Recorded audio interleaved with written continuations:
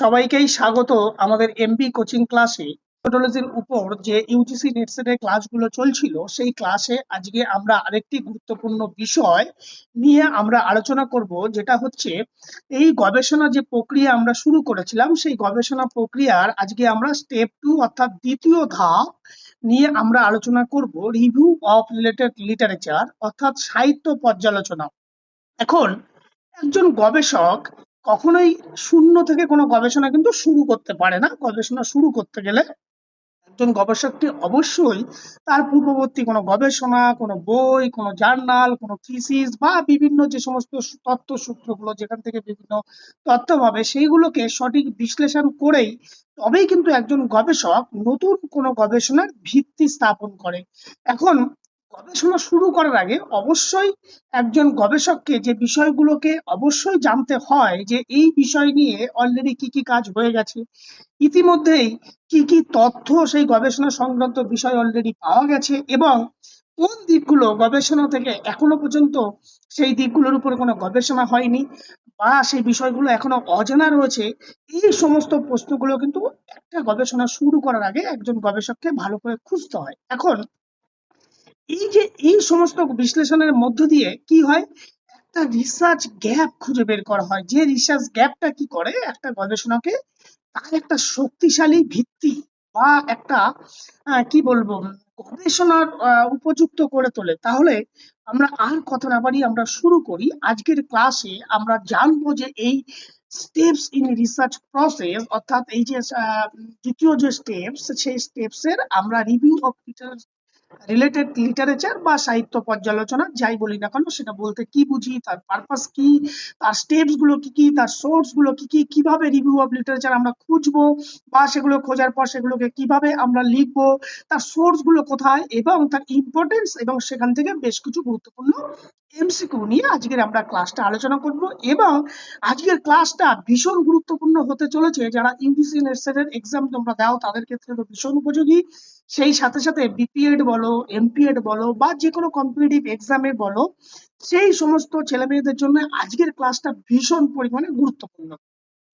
এখন প্রথমেই যদি আমরা দেখে নিই যে meaning of review of literature বা সাহিত্য পর্যালোচনা বলতে আমরা কি বুঝবো। খুব সিম্পল জিনিস, সাহিত্য পর্যালোচনা বা রিভিউ অফ লিটারেচার বলতে সাধারণত আমরা বুঝবো যে একটা নির্দিষ্ট কোনো গবেষণা বা একটা নির্দিষ্ট কোনো সমস্যা যেটা নিয়ে আমি গবেষণা করতে যাইছি, সেই গবেষণা সংক্রান্ত বা সেই গবেষণার সাথে মিল কোনো বই বা কোনো গবেষণা বা কোনো থিসিস বা অন্য যে কোনো কোনো সূত্র যেগুলো আমার গবেষণার সাথে সম্পর্কিত আছে, সেই সমস্ত তথ্যগুলোকে খুব সংগঠিত ভাবে, সিস্টেমেটিক ভাবে বা সেগুলোকে আমরা ক্রিটিক্যালি যখন আলোচনা করব বা সেইগুলো সম্পর্কে আরো বেশি তথ্য জানার চেষ্টা করব, তখন তাকে আমরা বলবো রিভিউ অফ লিটারেচার। অর্থাৎ আমার কাজের সাথে সম্পর্কিত পূর্ববর্তী যে গবেষণা, অলরেডি যে গবেষণাগুলো হয়ে গেছে, সেগুলোকে আমি জানার চেষ্টা করবো। মূলত কি কি দিক আমি জানার চেষ্টা করব, what has been already studied, অর্থাৎ কি গবেষণা, পূর্বে কি ধরনের গবেষণা হয়ে গেছে আমি সেগুলো সম্পর্কে জানবো, কি কি ফলাফল পাওয়া গেছে সেগুলো সম্পর্কে জানবো, এবং এখনো পর্যন্ত কোন কোন বিষয়ের উপর ঘাটতি রয়েছে সেই বিষয়গুলোকে আমি খোঁজার চেষ্টা করব।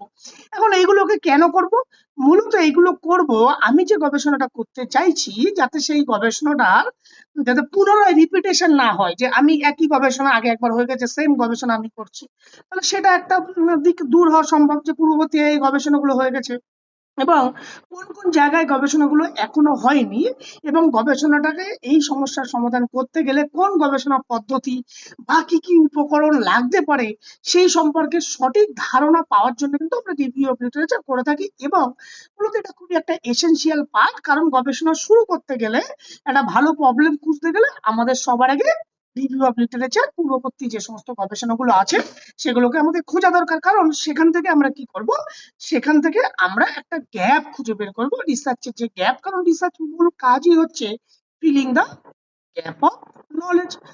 এই যে গ্যাপটা সেটা ফাইন্ড আউট করতে দেবে কি রিভিউ অফ লিটারেচার। এখন এর যদি একটা ডেফিনেশন আমরা দেখি, খুব সিম্পল ডেফিনেশন, যে কথাগুলোকে বলেছিলাম সেইগুলোই আছে, যে review of literature is the critical summary and evolution of previous studies related to research problem। অর্থাৎ তুমি যে গবেষণাটা করতে চাইছো তোমার গবেষণার সঙ্গে সম্পর্কিত পূর্ববর্তী যে সমস্ত গবেষণা অলরেডি হয়ে গেছে তাদের সাথে তোমার সেই গবেষণা পূর্ববর্তী যে গবেষণাগুলো হয়েছে সেইগুলোকে যখন তুমি একটা মূল্যায়ন করার চেষ্টা করবে, সেগুলোকে যখন তুমি ক্রিটিক্যালি ইভ্যালুয়েশন করার চেষ্টা করবে, সেগুলো যখন তুমি সমালোচনাত্মক ভাবে তার যে মূল সারমর্ম সেটাকে খোঁজার চেষ্টা করবে, সেটাই হচ্ছে রিভিউ অফ লিটারেচার। আরো কত ডেফিনেশন আছে সেগুলোকে আমরা আর বলছি না। এখন যদি আমরা দেখতে চাই যে এই রিভিউ অফ লিটারেচারের তার যে প্রধান বৈশিষ্ট্যগুলো কেমন, কি কি ফিচার্স বলো বা ক্যারেক্টারিস্টিক যাই বলি না কেন, তার প্রধান বৈশিষ্ট্যগুলো কি কি। এখানে দেখো 1 নম্বর লিখেছি আমরা সার্ভে অফ এক্সিস্টিং ওয়ার্ক। অর্থাৎ যে সমস্ত গবেষণার সমীক্ষা করব, সার্ভে করব মানে কি একটা সমীক্ষা করব। সমীক্ষা মানে কি আমি খুঁজবো যে আমার গবেষণার বিষয়ের সাথে যে সম্পর্কিত, ধরো বিভিন্ন প্রকার বই হতে পারে, বিভিন্ন প্রকার জার্নাল হতে পারে, বিভিন্ন প্রকার থিসিস হতে পারে, বিভিন্ন প্রকার পেপার হতে পারে, এই যে আমার কাজের সাথে সম্পর্কিত যেগুলো অলরেডি হয়ে গেছে সেইগুলোকে আমি ভালো করে সেগুলোকে খুঁজবো এবং সেগুলোকে পর্যালোচনা করব এবং সেগুলোকে একটা সংক্ষিপ্ত আকারে সেগুলোকে আমি বোঝার চেষ্টা করব। সেখান থেকে মূলত এই যে সার্ভে করার ফলে অ্যাজ এ রিসার্চারের মধ্যে যে দিকগুলো মূলত আমরা জানার চেষ্টা করতে পারি বা জানতে আমাদেরকে সাহায্য করে, কি সেগুলো হচ্ছে দেখো এখানে লিখে রেখেছি। পূর্বে কি কি গবেষণা হয়ে গেছে সেটা আমি জানতে পারবো যে আমার সমস্যা, এই সমস্যা সংক্রান্ত গবেষণা আগে কি কি হয়েছে এবং সেই গবেষণা সংক্রান্ত কি কি ফলাফল পাওয়া গেছে এবং আগে যে গবেষণাটা হয়েছে সেই প্রবলেমটা সেই কোন কোন পদ্ধতি, কোন কোন টুলস ব্যবহার করে সেই গবেষণাটা হয়ে গেছে, যে এই গবেষণার বা আমি যে প্রবলেমটাকে করছি সেখানে কি এখনো কোনো গ্যাপ রয়ে গেছে কিনা সেই জায়গাটাকে ফাইন্ড আউট করার জন্য এই যে সার্ভে করা দরকার। যে সমস্ত গবেষণা, বিদ্যমান গবেষণা যেগুলো অলরেডি হয়ে গেছে সেগুলো সম্পর্কে জানবো। এগুলো কেন জানবো? কারণ এই সমস্ত বৈশিষ্ট্যগুলো একটা গবেষণাকে শক্তিশালী করতে সাহায্য করে। এটা হচ্ছে মূল ফিচার্স। এরপরে এই ফিচার্স এর কিছু ইম্পর্টেন্স আছে। কি এখানে দেখো আমরা লিখেছি কি প্রোভাইডস ব্যাকগ্রাউন্ড নলেজ। ইয়েস, আমার যে বিষয় সেই বিষয় সম্পর্কে একটা প্রাথমিক ধারণা আমাদেরকে দেবে। আর প্রিভেন্টস করবে ডুপ্লিকেশন অফ রিসার্চ, অর্থাৎ ডুপ্লিকেট পুনরাবৃত্তি একই কাজ যাতে বারবার না হয়ে যায় সেটাকে আমাদের রোধ করতে সাহায্য করবে। আর কি করবে? Helps to identify research gap, অর্থাৎ গবেষণায় যে সমস্ত ফাঁকা জায়গা সেগুলোকে সঠিকভাবে চিহ্নিত করতে সাহায্য করবে। আর কি করবে? গাইড করবে ফিচার্স ফর রিসার্চ ডাইরেকশন, অর্থাৎ ভবিষ্যতে কোন দিকে গবেষণাটা যেতে পারে তার সঠিক দিক নির্দেশ করতে সাহায্য করে। এই জন্য আমাদের এই সার্ভে করা ভীষণ পরিমাণে দরকার।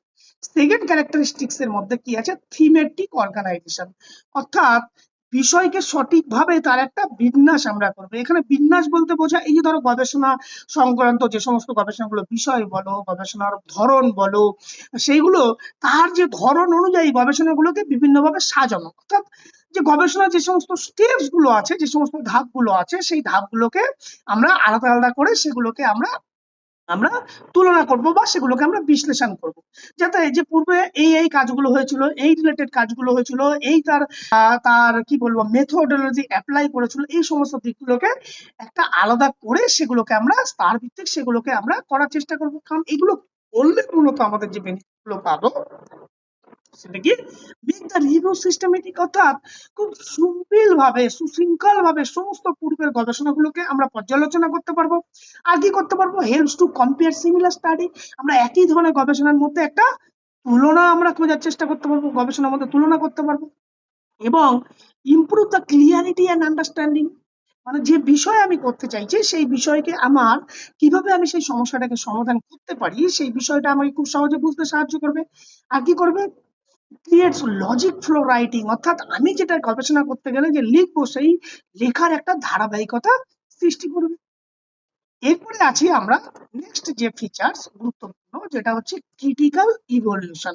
ক্রিটিক্যাল ইভলিউশন মানে হচ্ছে একদম সমালোচনা করব সঠিকভাবে ওই যে পূর্ববর্তী যে সমস্ত গবেষণা যেগুলো অলরেডি হয়ে গেছে সেই গবেষণার সমস্ত দিকগুলো, যে গবেষণার যে শক্তিশালী পয়েন্টগুলো কোথায়, গবেষণার দুর্বলতার দিকগুলো কোথায়, গবেষণার মূল যে পদ্ধতিগুলো কোথায় গবেষণার মধ্যে যে সীমাবদ্ধ লিমিটেশন কোনগুলো লিমিটেশন ফ্যাক্টর গুলোকে আছে সেগুলোকে আমরা একদম সঠিকভাবে গভীরভাবে সেগুলোকে বিশ্লেষণ করার চেষ্টা করব।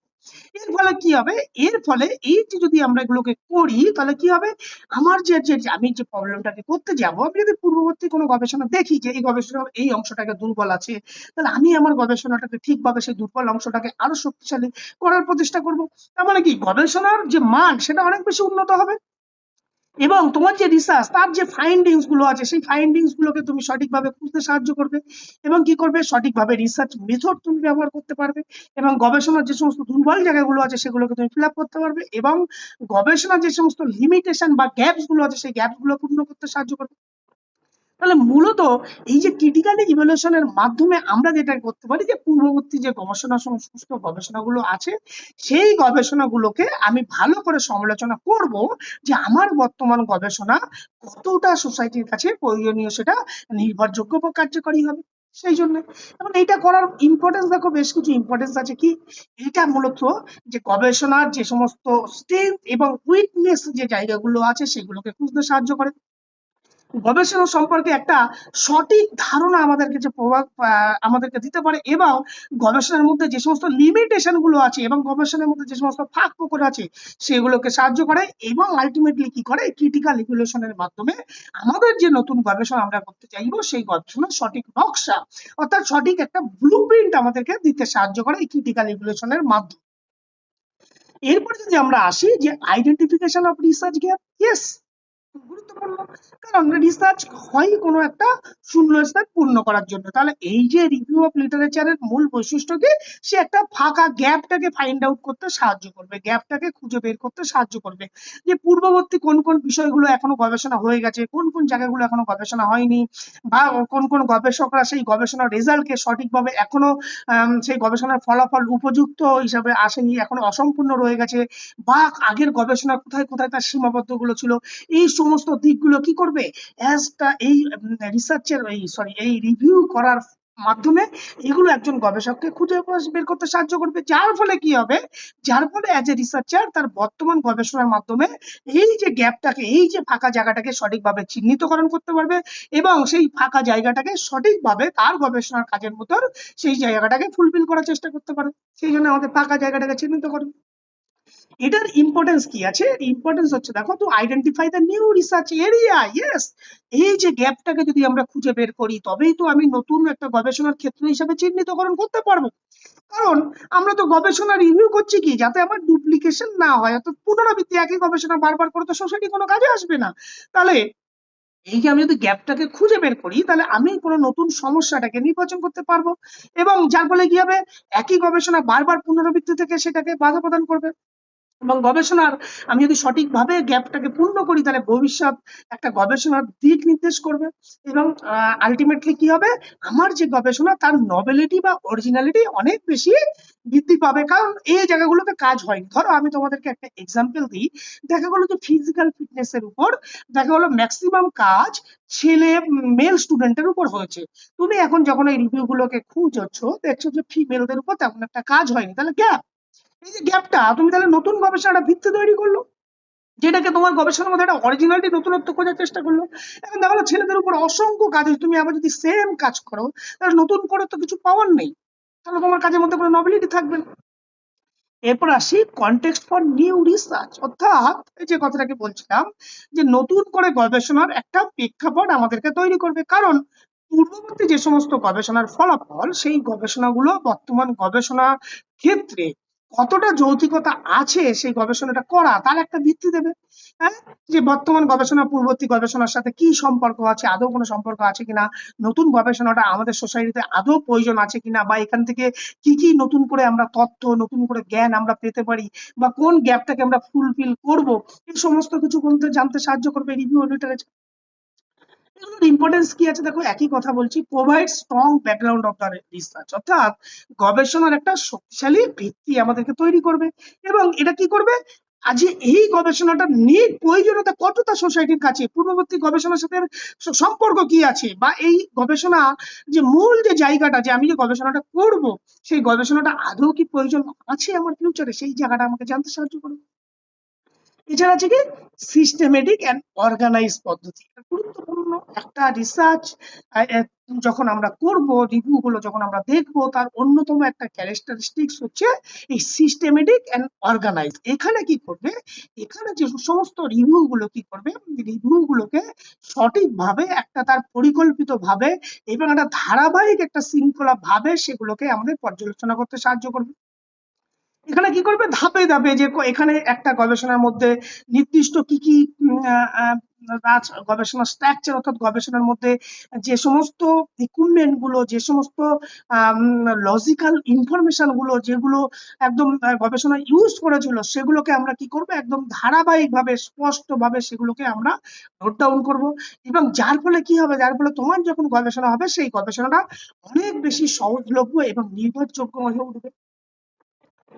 এরপরে আসছে কি competitive nature. Yes, competitive nature মানে কি তুলনামূলক একটা পর্যালোচনা। কেন? কারণ আমি যখন অনেকগুলো রিভিউ অফ লিটারেচার আমরা যখন আলোচনা করব বা সমালোচনা করব, সেগুলো যখন অন্যান্য গবেষণাগুলোকে দেখব, তাদের ফলাফল, তাদের পদ্ধতি, সেগুলোর সাথে আমি অন্যান্য গবেষণার মধ্যে একটা কি কম্পারিজন করার চেষ্টা করব। তাদের মধ্যে আমি সাদৃশ্য বৈসাদৃশ্য কি কি মিল আছে এবং কি কি অমিল আছে সেগুলোকে আমি খুঁজে বের করার চেষ্টা করবো। তার মানে কি গবেষণার পদ্ধতি বলো, গবেষণার ফলাফল বলো, গবেষণার স্যাম্পল কালেকশন প্রসেস বলো, গবেষণায় ব্যবহৃত যে সমস্ত ভেরিয়েবল গুলো আছে সেইগুলোকে বলো, সেগুলোকে আমি কি একই জিনিস সিমিলার গবেষণা বা অন্যান্য গবেষণার মধ্যে কি কি সম্পর্ক আছে, কি কি ফাঁকা মানে কি কি পার্থক্য আছে, সেগুলোকে খুঁজে বের করতে সাহায্য করবে। আর কি আছে, রিসার্চ ওরিয়েন্টেড। ইয়েস, গবেষণা ভিত্তিক। কেন? কারণ এই যে একটা রিসার্চ বা একটা রিভিউ লিটারেচার, আমাদেরকে জানতে হবে গবেষণার মূল সমস্যাটাকে বুঝতে সাহায্য করবে এবং গবেষণার অবজেক্টিভ বলো, হাইপোথিসিস বলো, গবেষণার উপযুক্ত পদ্ধতি বলো, উপকরণ বলো, সেই সমস্ত জায়গাগুলোকে আমাদের নিশ্চিত করতে বলবে। যার ফলে কি, যার ফলে তোমার প্রবলেমটা অনেকটা রিসার্চকে অনেকটাকে সায়েন্টিফিক্যালি তোমাকে একটা ভিত্তি প্রদান করবে, যাতে করে তোমার গবেষণায় যে সমস্ত অপ্রয়োজনীয় জিনিস বা যেগুলো তোমার গবেষণার ক্ষেত্রে প্রয়োজন নেই সেই সম্পর্কিত একটা ধারণা তোমার কাছে প্রোভাইড করবে। মানে রিসার্চ তোমার যে প্রবলেম সেটাকে কি করবে, গবেষণামুখী করে তুলবে।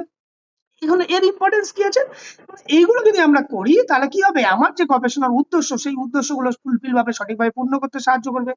গবেষণার আমার যে গবেষণার যে প্রবলেম সেটাকে অনেকটা তার বৈজ্ঞানিক রূপদান প্রদান করার চেষ্টা করবে এবং গবেষণার যে গুণগত মান বা গবেষণা যে সোসাইটির কাছে যেটা কতটা অ্যাকসেপ্টেবল, স্টার ভ্যালিডিটি অর্থাৎ বৈধতা অনেক বেশি বৃদ্ধি করবে।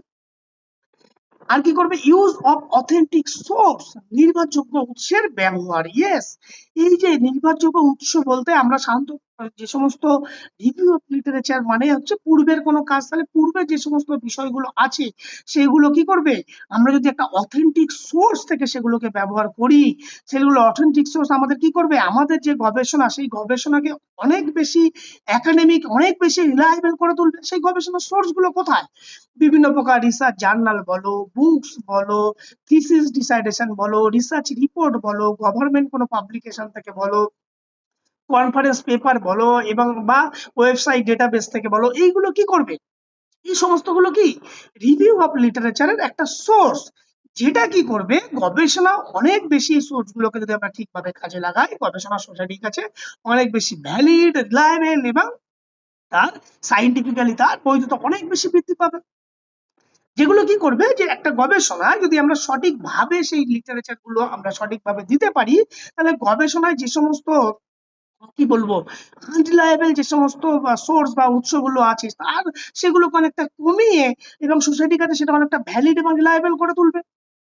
যার ফলে কি হবে, ইনক্রিজ লায়াবিলিটি অফ রিসার্চ, যে কথাগুলো বারবার বলছিলাম, যে গবেষণা নির্ভরযোগ্যতা অনেক বেশি বৃদ্ধি পাবে, গবেষণায় যে সমস্ত ফলাফলগুলো পাবে তার যথার্থতা উন্নত করবে, তার একটা বৈজ্ঞানিক ভিত্তি প্রদান করবে এবং গবেষণা আলটিমেটলি একটা বিশ্বাসযোগ্যতা গড়ে তুলবে তোমার গবেষণার মধ্যে। আরেকটা রিভিউ লিটারেচারের অন্যতম বৈশিষ্ট্য কি, গবেষণা কি করবে, বেসিস ফর ফার্দার রিসার্চ, অর্থাৎ এই যে তোমার যে গবেষণা, যে তুমি মূল কাজ কি রিভিউ লিটারেচার করব যেটা আমরা করছি, যে একটা গ্যাপ কোথায় আছে সেই গ্যাপটাকে খোঁজা। এখন গবেষণার এই যে ভবিষ্যৎ ভিত্তি বলতে সাধারণত বুঝি যে এই যে যে সমস্ত রিভিউ অফ লিটারেচার গুলো যদি আমরা ভালোভাবে পর্যালোচনা করি, তাহলে ভবিষ্যতে নতুন আমরা গবেষণা কোন দিকে পরিচালিত হবে তার একটা ভিত্তি প্রদান করে। কারণ কি, আমরা এই সমস্ত লিটারেচার গুলোকে আমরা যদি ভালোভাবে দেখি, তাহলে আমরা জানতে পারবো যে যে গবেষণা পর্যন্ত এখনো কোন জায়গাগুলোকে আনসলভ, অর্থাৎ যে জায়গাগুলোকে এখনো পর্যন্ত কোনো সমস্যা হয়নি, পূর্বের যে সমস্ত গবেষণা হয়েছিল তার সেখানে লিমিটেশন, কোন কোন জায়গাগুলোকে লিমিটেশন আছে এবং কোন কোন ভেরিয়েবল গুলো রয়েছে, সেই সমস্ত ভিত্তিগুলো আমাদের, যেগুলো আমাদের কাছে এখনো পর্যন্ত তার কোনো অ্যান্সার খুঁজে পাওয়া যায়নি, তাহলে সেই অ্যান্সার গুলোকে খুঁজতে গেলে তোমার যে তুমি যে প্রবলেমটাকে নিয়ে কাজ করতে চাইছো তার একটা ভিত্তি তৈরি করবে, যেটা তোমার কাছে অনেক বেশি কি হবে, রিলায়েবল, বা অনেক বেশি কি হবে, একটা নতুন একটা নোবেলিটি পাওয়ার বা একটা নতুন গবেষণা তৈরির একটা সম্ভাবনা একসময় তৈরি হবে, যেটা কি করবে, যেটা মূলত provide direction for further study, অর্থাৎ গবেষণার একটা ভবিষ্যতের একটা দিক নির্দেশ করবে এবং helps to generate new research idea, নতুন একটা গবেষণার আইডিয়া ধারণা তোমাকে পেতে সাহায্য করবে। আর কি করবে, identify the areas and needing further investigation, যে এই যে জায়গাগুলো আছে সেখান থেকে প্রয়োজনীয় জায়গাগুলোকে চিহ্নিতকরণ করতে পারবে এবং গবেষণাকে অনেক বেশি উৎসাহিত তোমাকে করবে, যার ফলে নতুন যে জায়গাটা, মানে কি আলটিমেট একটা ফাঁকা জায়গাকে পূর্ণ করব, সেগুলোকে মানে কি নতুন করে একটা নলেজ বা জ্ঞান বিকশিত হওয়ার সম্ভাবনা থাকবে। এগুলো মূলত একটা রিসার্চের, একটা ভালো রিসার্চ যদি করতে চাই আমরা, তাহলে রিভিউ অফ লিটারেচার যখন আমরা দেখবো, মূল ক্যারেক্টারিস্টিক্স হচ্ছে এই রিভিউ অফ লিটারেচার। এইভাবে যদি আমরা ক্যারেক্টার, এই বৈশিষ্ট্যগুলোকে দেখে যদি একটা আমরা নতুন কোনো গবেষণাকে করতে যাই, তখন কিন্তু আমাদের সেই গবেষণা অনেক বেশি উপযোগী, গ্রহণযোগ্যতা অনেক বেশি সোসাইটির কাছে বৃদ্ধি পাবে।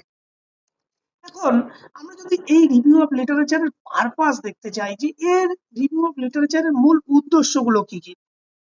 এখন মূল উদ্দেশ্য দেখো, অলরেডি বৈশিষ্ট্যের মধ্যে আমরা অনেক কথাই আমরা বলে দিয়েছি। এটা কি করে, এটা মূলত এই যে রিভিউ অফ লিটারেচার, যে আমার গবেষণার সাথে পূর্ববর্তী গবেষণার কি সম্পর্ক আছে, সেইগুলোকে আমি পূর্ববর্তী তথ্যগুলোকে ভালোভাবে আমি একটা সেগুলোকে সমালোচনা করব, করে সেখান থেকে গবেষণার একটা ফাঁকা জায়গাকে আমি খুঁজে বের করব এবং সেই ফাঁকা জায়গাটাকে আমি বৈজ্ঞানিকভাবে সেটাকে আমি আমার রিসার্চের প্রবলেম হিসাবে তৈরি করব। এটাই তো গবেষণার মূল উদ্দেশ্য। এখন এই উদ্দেশ্য করতে গেলে বেশ কিছু আমাদের পয়েন্ট অনুযায়ী আমরা এখানে লিখেছি।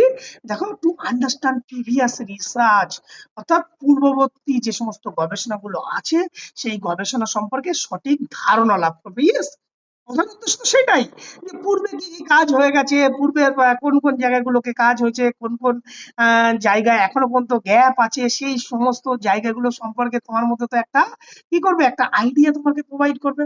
তাহলে পূর্ববর্তী গবেষণা সম্পর্কে একটা নলেজ তোমায় কিন্তু এই রিভিউ অফ লিটারেচারের মাধ্যমে তোমাকে দেবে। কি কি দেবে দেখো, এখানে আমি খুব সুন্দর করে তোমাদেরকে লিখে রেখেছি, যে পূর্বে কি কি গবেষণা হয়েছে, কি কি ফলাফল পাওয়া গেছে, কোন গবেষণায় কোন কোন পদ্ধতি ব্যবহৃত হয়েছে, সেখানে কি কনক্লুশন করা হয়েছিল।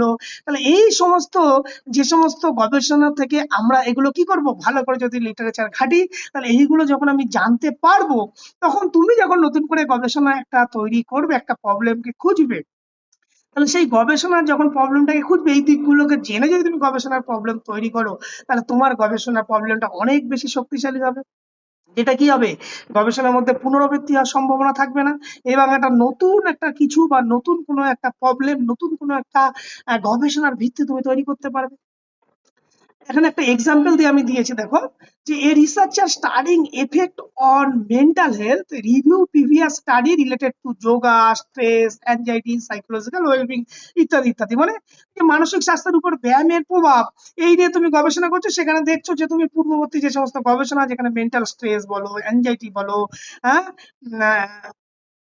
এবং সাইকোলজিক্যাল ওয়েলবিং বলো, এই সমস্ত দিকগুলোকে তুমি খুঁজছো, সেখান থেকে দেখতে পাচ্ছ যে কোন কোন এরিয়াতে কাজ হচ্ছে ইত্যাদি বিষয়গুলো। পরের পয়েন্ট অনেকটা সিমিলার সেরকম, to identify the research gap, অর্থাৎ মূল যে জায়গা, যে কথাগুলো বারবার বলছিলাম, যে পূর্ববর্তী যে সমস্ত গবেষণাগুলো অলরেডি হয়ে গেছে, সেই গবেষণা থেকে কি করবো আমরা, ফাঁকা অংশটাকে, ফাঁকা সমস্যাটাকে, যে সমস্যাটা এখনো পর্যন্ত তার কোনো সমস্যা খুঁজে পাওয়া যায়নি, সেই জায়গাগুলোকে আমরা খুঁজে বের করব এবং সেগুলোকে খুঁজে বের করাই প্রধান হচ্ছে কাজ। এটা যদি করি, তার ইম্পর্টেন্স কি আছে, নতুন গবেষণাটা ক্ষেত্র আমরা খুঁজে বের করতে পারবো, গবেষণাকে পুনরাবৃত্তি থেকে রোধ পারবো, গবেষণার মৌলিকতা বৃদ্ধি করবে এবং ভবিষ্যৎ গবেষণার দিক নির্দেশ করবে। এখানে একটা এক্সাম্পল দিচ্ছি, এগুলোকে আর বলছি না। এরপর আছে কি, ঠিক সিমিলার পয়েন্ট দেখো, to avoid duplicate of research. অর্থাৎ তুমি যখন গবেষণাগুলোকে ভালো করে যখন সমালোচনা করবে, তুমি যখন জানতে পারবে যে এই গবেষণা পূর্বে কি কি গবেষণা হয়েছে, গবেষণা কোন কোন বিষয়গুলো নিয়েছিল, কোন কোন স্যাম্পেল ছিল, সেই সমস্ত দিকগুলোকে যখন তুমি ভালো করে পর্যালোচনা করবে, তাহলে কি গবেষণার পুনরাবৃত্তি, মানে সেই একই ধরনের কাজ আর দ্বিতীয়বার হবে না। এখন দ্বিতীয়বার যখনই না না হবে, তার মানে কি তোমার গবেষণা থেকে নতুন একটা নলেজ জ্ঞান ডেভেলপ হবে, যার ফলে কি অযথা সময় নষ্ট, তোমার যে টাইম বলো, শ্রম বলো, অর্থ বলো, সেইগুলোকে অপচয় হওয়া বন্ধ করবে।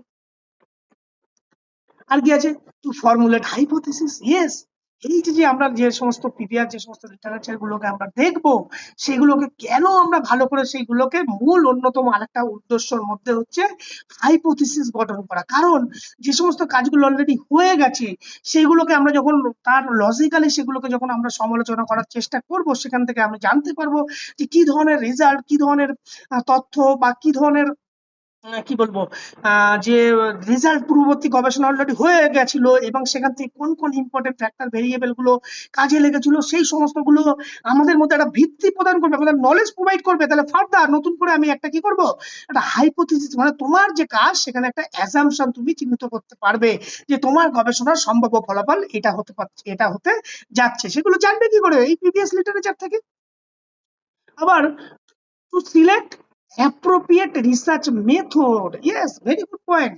এই যে বারবার বলছি যে গবেষণা করতে গেলে একটা উপযুক্ত গবেষণার পদ্ধতি নির্বাচন করা দরকার।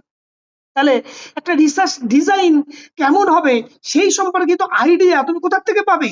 সেই সমস্ত আইডিয়া তুমি পাবে তোমার যে পূর্ববর্তী যে সমস্ত গবেষণাগুলো ছিল, সেই গবেষণা থেকে যে রিসার্চ ডিজাইন কেমন হয়েছে, সেই ডিজাইনের কি কি সুবিধা আছে, স্যাম্পলিং মেথড কোনটাকে ফলো করা হয়েছিল, এবং কোন কোন টুলস এবং টেকনিক সেগুলোকে ফলো করা হয়েছিল, এই সমস্ত বিষয়গুলো, কোন কোন স্ট্যাটিস্টিক্যাল মেথড সেখানে প্রয়োগ করা হয়েছিল। তার মানে কি অ্যাপ্রোপ্রিয়েট যে সমস্ত রিসার্চ মেথড গুলো আছে সেগুলোকে তোমার কাছ থেকে জানতে সাহায্য করবে।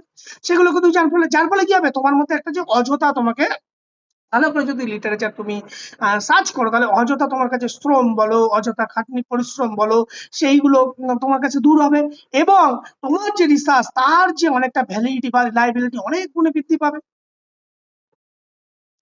এরপর আসে কি, to provide theoretical background. Theoretical background মানে কি, তোমার এই যে গবেষণার একটা ভিত্তি, এই যে তুমি পূর্ববর্তী যে সমস্ত গবেষণা যেগুলো অলরেডি হয়ে গেছে, সেখান থেকে যখন তুমি সেই নলেজ গুলোকে তুমি যখন পাবে, সেই নলেজ গুলোর মধ্যে তোমার মধ্যে কি একটা কনসেপ্ট, একটা নতুন অনেক বিষয়গুলো সম্পর্কে একটা তথ্য, একটা ইনফরমেশন তোমার মধ্যে চলে আসবে, নতুন নতুন কিছু নলেজ, নতুন নতুন জ্ঞান, নতুন নতুন একটা কনসেপ্ট সেটা তোমার মধ্যে তৈরি হবে, যে তৈরি, যার ফলে কি হবে, তুমি যখন তোমার গবেষণাটা করবে, সেই গবেষণা সেই পূর্বের যে সমস্ত দিকগুলো আছে, যে সমস্ত জ্ঞানগুলো তুমি পেয়েছিলে, সেখান থেকে তোমার গবেষণাটাকে আরো সুন্দর করে তুমি স্মুথলি এগিয়ে নিয়ে যেতে পারবে। এরপর আসে দেখো, to define clarify of research problem. একদম খুব গুরুত্বপূর্ণ জায়গা, যে গবেষণা করতে গেলে আমাদের একটা প্রবলেম আমাদেরকে খুঁজতে হয়। এখন প্রবলেমটাকে আমি যদি খুঁজতে চাই, সেই প্রবলেমটা কেমন হওয়া দরকার, একদম খুব ক্লিয়ার হওয়া দরকার এবং খুব সিস্টেমেটিক হওয়া দরকার। তাহলে এই যে আমরা যদি রিভিউ অফ লিটারেচার আমাকে কি করবে, আমরা যে কি ধরনের গবেষণা করব, সেই সঠিক গবেষণার সমস্যাটা সেটাকে খুঁজে বের করতে সাহায্য করবে, এবং সেই সমস্যাটা সমাধান করার জন্য কি কি ভেরিয়েবল আমাদেরকে মেজার করা দরকার, সেই মেজারেবল ভেরিয়েবল গুলোকে আমাদেরকে চিহ্নিত করতে সাহায্য করবে। এছাড়াও আমাদেরকে কি করবে, গবেষণার যে সমস্ত লিমিটেশন বা ডিলিমিটেশন আছে, সেই দিকগুলোকে সঠিকভাবে আইডেন্টিফাই করতে পারবে, এবং গবেষণায় যে সমস্ত কি বলবো বিভ্রান্তি বা যেগুলো কনফিউশন জায়গাগুলো আছে, রিভিউ অফ লিটারেচারের মাধ্যমে কি হবে, সেই জায়গাগুলোকে দূর হবে, এবং আমার কাছে কি হবে, গবেষণা সম্পর্কে একটা পরিষ্কার ধারণা, একটা স্পষ্ট ধারণা আমার কাছে চলে আসবে এই রিভিউ অফ লিটারেচার ফলে। যার ফলে আমি যখন রিসার্চ প্রবলেমটাকে করব, সেই রিসার্চ প্রবলেমটা সোসাইটির কাছে অনেক বেশি গ্রহণযোগ্য এবং অর্থবহ হবে, সুস্পষ্ট হবে। এরপর আছে কি, টু কম্পেয়ার ফাইন্ডিংস। ইয়েস, গবেষণার যে উদ্দেশ্যের মধ্যে আরেকটা গুরুত্বপূর্ণ উদ্দেশ্য হচ্ছে এই গবেষণা ফলাফলগুলোর মধ্যে একটা কম্পারিজন করা। আমি যখন রিভিউ লিটারেচার পড়বে, রিভিউ লিটারেচারের মধ্যে যখন তুমি খুঁজবে তোমার রিলেটেড কোনো কাজ, সেখানে দেখবে সিমিলার অনেক 10টা 12টা 20টা 100টা কাজ হয়ে গেছে।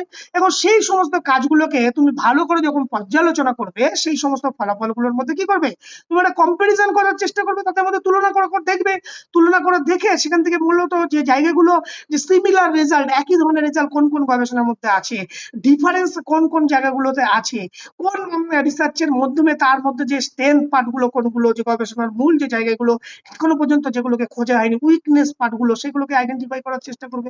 তার মানে কি সমস্ত গবেষণা যে সমস্ত রেজাল্ট এবং গুলো আছে সেই ফলাফলগুলোর মধ্যে একটা কম্পারিজন করতে সাহায্য করবে।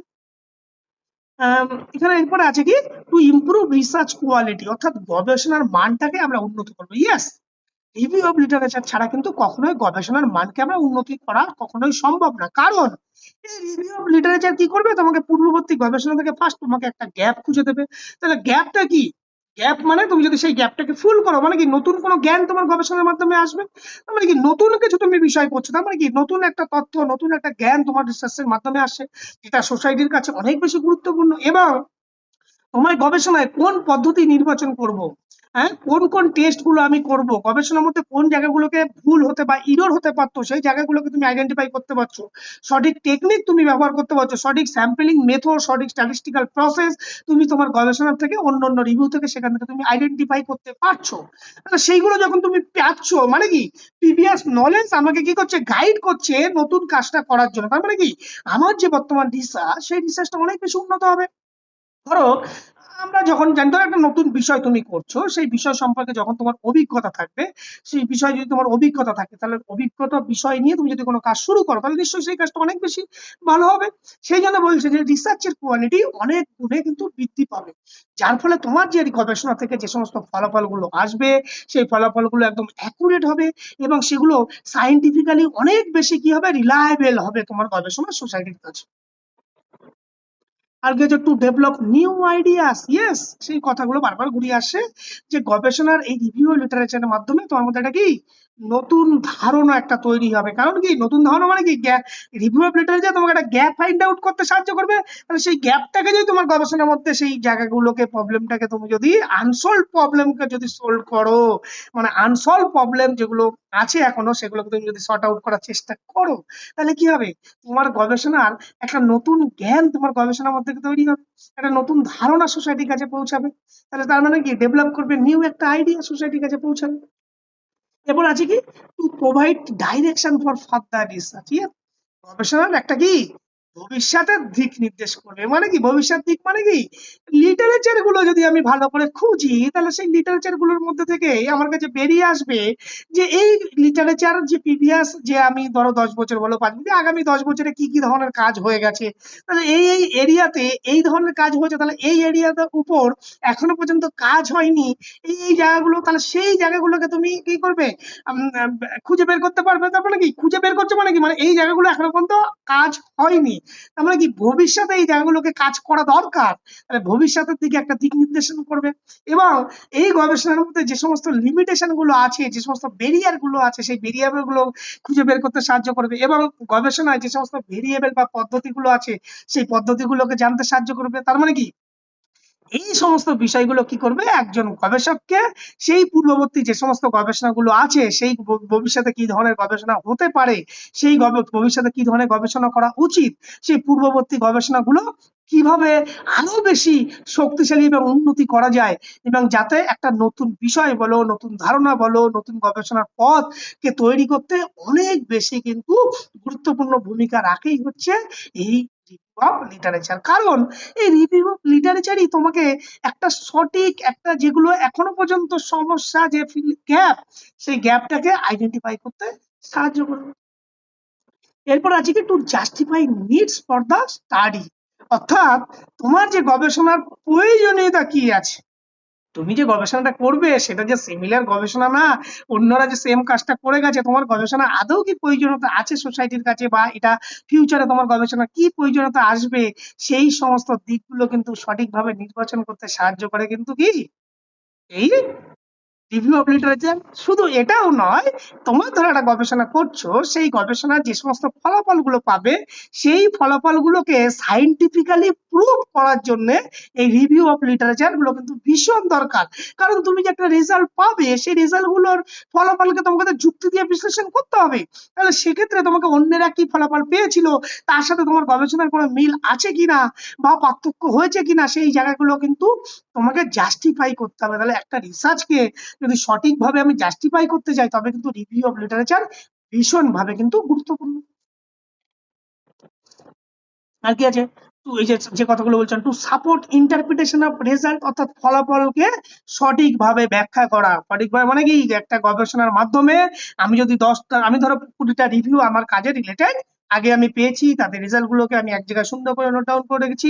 এখন আমি যখন নতুন কোনো গবেষণা করব, সেই আমার যে গবেষণার যে সমস্ত ফলাফলগুলো আছে, সেই ফলাফলগুলো পূর্বের যে গবেষণা তার সাথে আমি কম্পারিজন করতে পারবো। সেখান থেকে আমি গবেষণার মধ্যে আমার গবেষণার সাথে পূর্বের গবেষণা কোন কোন জায়গাগুলোকে সিমিলার আছে, কোনগুলোর মধ্যে কোনো পার্থক্য আছে, সেই জায়গাগুলোকে আমি সঠিকভাবে ব্যাখ্যা করব। এবং আমার যে সমস্ত রেজাল্ট গুলোকে পাবো, সেগুলোকে একটা সঠিক বৈজ্ঞানিক একটা যুক্তি দিয়ে আমি সেটাকে উপস্থাপন করতে পারবো, সঠিকভাবে বিশ্লেষণ করতে পারবো। তার মানে কি, আমার গবেষণায় যে সমস্ত ডিসকাশন আমি এগুলোকে লিখবো রেজাল্টটাকে, সেই ডিসকাশন কি আমি অনেক বেশি শক্তিশালী করে তুলতে আমাদেরকে সাহায্য করবে। আর কি আছে, to prepare research synopsis and thesis. Yes, very good জায়গা। একজন মাস্টার ডিগ্রি ছাত্র বলো, একটা পিএইচডি গবেষক বলো, তাকে এই যে তাকে তো একটা সিনোপসিস, একটা প্রপোজাল আকারে তো একটা রিসার্চ দিতে হয়। তাহলে সেই যে প্রপোজাল মানে কি, একটা প্রবলেম, রিসার্চ প্রবলেম।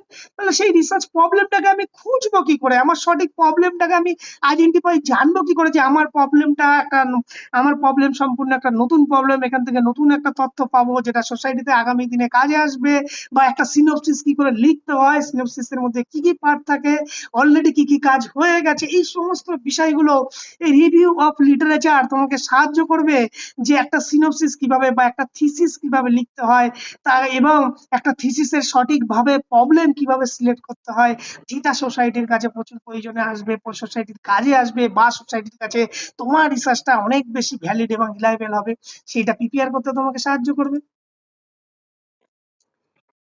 এই হচ্ছে মূলত এই একটা ভালো গবেষণা, বা একটা যদি আমরা নতুন কোনো গবেষণা আমরা যখন করতে যাব, সেই গবেষণাকে যদি আমরা সুষ্ঠুভাবে, সঠিকভাবে, সুশৃঙ্খল ভাবে, সায়েন্টিফিক্যালি করতে চাই, তাহলে এই রিভিউ অফ লিটারেচারের যে কথাগুলোকে আমরা বললাম, সেই কথাগুলোকে অবশ্যই আমাদেরকে মেনে চলতে হবে, অবশ্যই আমাদের সেই জায়গাগুলো থেকে আমাদেরকে খুঁজতে হবে। কারণ একটা লিটারেচার, আমরা আমার যে গবেষণা, সেই গবেষণার একটা ভিত্তি বা সোসাইটির কাছে সেটা অনেক বেশি রিলায়েবল করে তুলবে, কিন্তু যদি আমি এই রিভিউ অফ লিটারেচার গুলো ভালোভাবে পর্যালোচনা করে তবেই যদি আমার রিসার্চের প্রবলেমটাকে সিলেক্ট। এই হচ্ছে মূলত purpose of review of literature. বলো, এই যে পর্যন্ত হলো, সেখান থেকে তোমাদের কোনো কনফিউশন আছে কিছু? ইয়েস, নো, বলো। নো কতদূর স্যার। বোঝা যাচ্ছে? ইয়েস স্যার, বোঝা যাচ্ছে। বেশ। এবার যদি আমরা আসি যে factor affecting of review of literature, অর্থাৎ এই যে সাহিত্য পর্যালোচনা আমরা যেগুলো করব, কিন্তু কোন কোন ফ্যাক্টর গুলো আমাদের এই সাহিত্য পর্যালোচনার উপর প্রভাব বিস্তার করে, সেই সমস্ত উপাদানগুলো আমরা সেগুলোকে বলবো। সেগুলো যেগুলো কি করছে, যেগুলো এই একটা গবেষণার মধ্যে যে সঠিকভাবে পর্যালোচনা করতে গেলে আমাদের কোন কোন উপাদানগুলোকে বা কোন কোন বিষয়গুলোকে একটা আমাদের এই যে রিভিউ অফ লিটারেচারের ক্ষেত্রে একটা গুরুত্বপূর্ণ ভূমিকা রাখে, সেই ফ্যাক্টর গুলোর মধ্যে অন্যতম হচ্ছে কি অ্যাভেলেবিলিটি অফ লিটারেচার।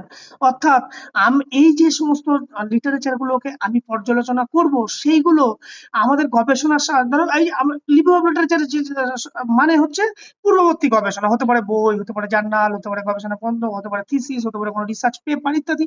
তাহলে এইগুলো কি আমাদের কাছে সহজলভ্য, এগুলো এই তথ্যগুলো কি সোর্স গুলো মূলত হচ্ছে সোর্স, সেগুলো কি আমাদের কাছে অ্যাভেলেবেল আছে, সেগুলো কি আমি সহজেই খুঁজে পাবো? এখন একটা ভালোভাবে যদি আমি সমস্ত রিভিউ গুলোকে না খুঁজে পাই, তাহলে তো আমি সঠিক গবেষণাকে নির্বাচন করতে পারবো না।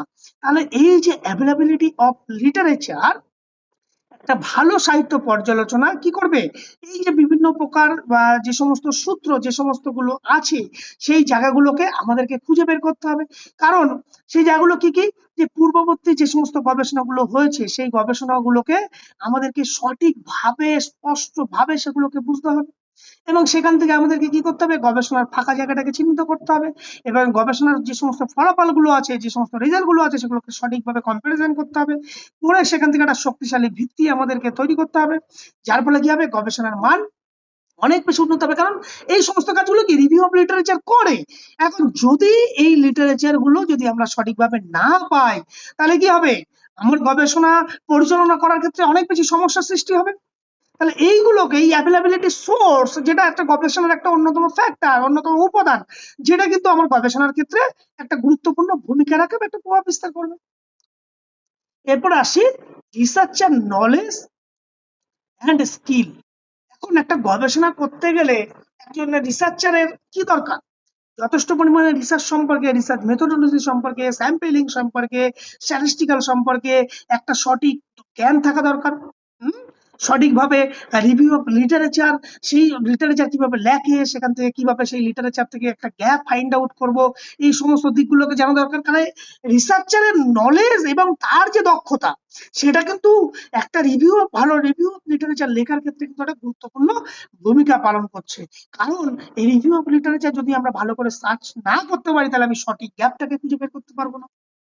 আর কি আছে, অ্যাক্সেস টু অথেন্টিক সোর্স, অর্থাৎ নির্ভরযোগ্য যে সমস্ত উৎসগুলো আছে। এখন নির্ভরযোগ্য উৎস যেটা কি করে, নির্ভরযোগ্য উৎসগুলো থেকে আমরা কি করব, যেখান থেকে আমি যদি সেই সোর্স গুলো সঠিক যে সমস্ত সোর্স, সেখান থেকে যদি আমি কোনো ইনফরমেশন পাই, সেখান থেকে যদি কোনো আমি গবেষণার তথ্যগুলোকে যদি আমি সঠিকভাবে সেগুলোকে যদি আমি পর্যালোচনা করি, তাহলে কি করবে, সেখান থেকে আমার একটা কি গবেষণার যে মান সেটা অনেক গুণে বৃদ্ধি পাবে। এখন সেই সমস্ত নির্ভরযোগ্য উৎসগুলো কি কি, যেগুলো আমাদের কাজ, সেগুলো হচ্ছে দেখো, রিসার্চ জার্নাল বলো, বুকস বলো, থিসিস ডিসার্টেশন বলো, রিসার্চ রিপোর্ট বলো, গভর্নমেন্ট পাবলিকেশন বলো, কনফারেন্স পেপার বলো, বা রেপুটেড একাডেমিক ওয়েবসাইট বা ডেটাবেস বলো, যেগুলো আমাদেরকে কি করবে, যেগুলো আমাদেরকে গবেষণা সংক্রান্ত কি করবে, সঠিক তথ্য আমাদেরকে প্রোভাইড করবে। এবং যে সমালোচনাগুলো বা যে পূর্ববর্তী যে সমস্ত গবেষণাগুলো আছে সেগুলো সঠিকভাবে পর্যালোচনা করে আমি যখন নতুন গবেষণা করবো, তাহলে আমার গবেষণার মান অনেক বেশি বৃদ্ধি করতে সাহায্য করবে, এবং বৈজ্ঞানিক সাইন্টিফিক্যালি তার ফলাফলকে অনেক বেশি গ্রহণযোগ্যতা বৃদ্ধি পাবে, এবং গবেষণার মধ্যে ভুল ভ্রান্তি হওয়ার প্রবণতা থেকে দূর হবে। তাহলে এইগুলো মূলত কি করছে, এই যে অথেন্টিক সোর্স আমাদেরকে যেগুলো আছে, সেগুলো আমাদেরকে গবেষণাকে অনেক বেশি নির্ভরযোগ্য করে তুলতে সাহায্য করবে। এরপর আছে কি, টাইম অ্যাভেলেবল। ইয়েস, এই গবেষণা সংক্রান্ত গবেষণা যে সমস্ত যে বুকস বলো, জার্নাল বলো, আর্টিকেল বলো, এগুলো কি এমন নয় যে রাতারাতি তুমি খুঁজে সবকিছু পেয়ে গেলে। এগুলো করার কি পর্যাপ্ত সময় তোমার কাছে আছে? সেগুলোকে অ্যানালিসিস করা, সেখান থেকে গ্যাপ খুঁজে বের করা, সেগুলোকে খুব সুষ্ঠুভাবে সিস্টেমেটিক ওয়েতে সেগুলোকে নোট ডাউন করা, এই সমস্ত সময় তোমার কাছে যদি না থাকে, তাহলে কিন্তু সঠিকভাবে রিসার্চের গ্যাপ তুমি কিন্তু পাবে না। এখন দেখালো তোমার মনে হলো আমি জাস্ট একটুখানি খুঁজলাম, এইগুলো পেলাম আর পেলাম না। এখন এই সোর্স গুলো তো বিভিন্ন সাইট থেকে আমাদেরকে যেতে হবে, বিভিন্ন ইউনিভার্সিটি বলো, বিভিন্ন রিসার্চ সাইট বলো, সেইখান থেকে আমাদেরকে খুঁজতে হবে ভালো করে যে তোমার রিলেটেড কাজগুলো, তার যে কিওয়ার্ড আছে সেই কিওয়ার্ড গুলো দিয়ে সেই পর্যাপ্ত সময় কি তোমার কাছে অ্যাভেলেবেল আছে, যদি না থাকে তাহলে সঠিকভাবে গ্যাপটাকে খুঁজে উঠতে পারবে না। তাহলে এইটা কি একটা অন্যতম ফ্যাক্টর একটা রিসার্চের কাজে। এরপর আছে কি, ফিনান্সিয়াল রিসোর্স, অর্থাৎ আর্থিক সামর্থ্য। এই যে ধরো একটা গবেষণা করতে গেলে সেখানে ফিনান্স দরকার হয়, একটা টাকা পয়সা ছাড়া তুমি কোনো কাজ করতে পারবে না। কারণ প্রয়োজনীয় যদি অর্থ বা যদি তুমি সেখান থেকে তোমার কাছে না থাকে, তাহলে কি, কারণ গবেষণা করতে গেলে প্রয়োজন কিসের জন্য প্রয়োজন, তখন তুমি একটা বই কেনার জন্য বা একটা জার্নাল কেনার জন্য বা অনলাইন অ্যাক্সেস করার জন্য বা বিভিন্ন প্রকার ইন্টারনেট অ্যাক্সেস করার জন্য বা সেখান থেকে কোনো কিছু প্রিন্ট করার জন্য বা বিভিন্ন প্রকার লাইব্রেরি সার্চ করার জন্য। এখন এই পর্যাপ্ত অর্থ তোমার যদি কোনো ফান্ড না থাকে, তাহলে কি তুমি এই কাজগুলোকে করতে পারবে? তাহলে কি এটা একটা ফ্যাক্টর যেগুলো তোমার গবেষণার ক্ষেত্রে ভীষণভাবে কিন্তু গুরুত্বপূর্ণ ভূমিকা রাখে।